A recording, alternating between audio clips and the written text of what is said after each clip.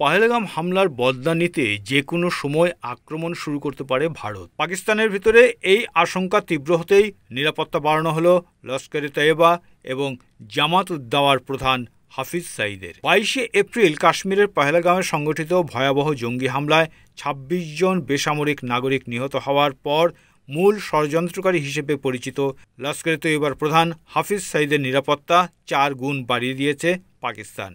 Times of ইন্ডিয়ার প্রতিবেদনে উঠে এসেছে এই তথ্য।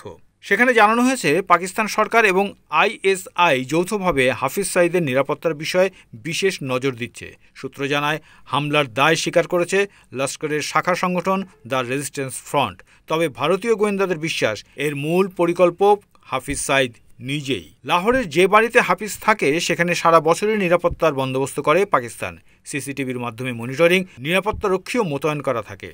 কিন্তু গত কয়েকদিনে সেখানকার নিরাপত্তার ব্যবস্থা কয়েক গুণ বাড়ানো হয়েছে বলে জানা গিয়েছে। পাকিস্তান স্পেশাল সার্ভিস গ্রুপের কমান্ডারদেরও মোতায়েন করা হয়েছে হাফিজের নিরাপত্তায়। তার বাড়ির 1 কিলোমিটার এলাকার মধ্যেও চলছে বিশেষ নজরদারি। ড্রোনের মাধ্যমে আকাশপথে নজর রাখা হচ্ছে।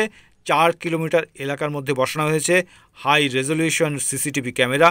ওই এলাকায় সাধারণ মানুষের চলাচল নিষিদ্ধ করা হয়েছে। এক রিপোর্টে স্যাটেলাইট ছবি ও ভিডিও প্রকাশ করা হয়েছে, যেখানে হাফিজ সাঈদের বিলাসবহুল বাড়ি, একটি বড় মসজিদ ও মাদ্রাসা এবং একটি নতুন নির্মিত ব্যক্তিগত পার্ক দেখা গেছে। এসবের মাঝে পাক সেনা পাহারায় হাফিজ সাঈদ স্বচ্ছন্দে বসবাস করছেন। জাতিসংঘ ও যুক্তরাষ্ট্র ঘোষিত আন্তর্জাতিক সন্ত্রাসবাদী সাঈদের বিরুদ্ধে $10 মিলিয়ন পুরস্কার রয়েছে, অথচ তিনি প্রকাশ্যেই বসবাস করছেন। পাকিস্তান সরকার দাবি করলেও যে তিনি সন্ত্রাসী অর্থ জোগানোর মামলায় জেলে, বাস্তবে তার বাড়িকে সাব জেল ঘোষণা করে কার্যত ছাড়পত্র দিয়ে চলা হচ্ছে বলে অভিযোগ। 2008 সালে মুম্বাই জঙ্গি হামলার মাস্টারমাইন্ড হাফিজ সাঈদ দীর্ঘদিন ধরেই রয়েছে পাকিস্তানে। কাশ্মীরে নাশকতামূলক ঘটনা ঘটিয়ে পরিস্থিতি অশান্ত করার একাধিক অভিযোগ রয়েছে লস্করে তৈয়বার প্রতিষ্ঠাতার বিরুদ্ধে। 2021 সালে তার বাড়ির কাছে গাড়ি বিস্ফোরণের পর থেকেই সাঈদের নিরাপত্তা ধাপে ধাপে বাড়ানো হয়। সম্প্রতি তার ঘনিষ্ঠ সহযোগী আবু কাতাল নিহত হওয়ার পর নিরাপত্তা আরও জোরদার করা হয়।